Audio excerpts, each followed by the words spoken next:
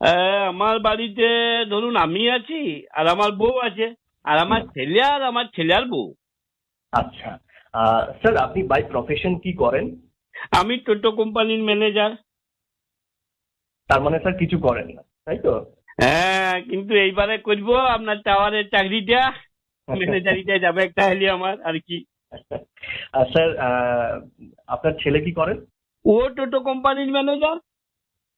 তার মানে উনিও কিছু করেন না। লাও বাবা, কি বলছি আর আপনি কি বুঝছেন? বলি গুজরাটে একটা টোটো তৈরির ফ্যাক্টরি আছে, ওইখানে ও আবার ম্যানেজারি করে। আচ্ছা। আপনার বৌমা কোথায় থাকেন স্যার? আমার বৌমা ভাতারের কাছে থাকে।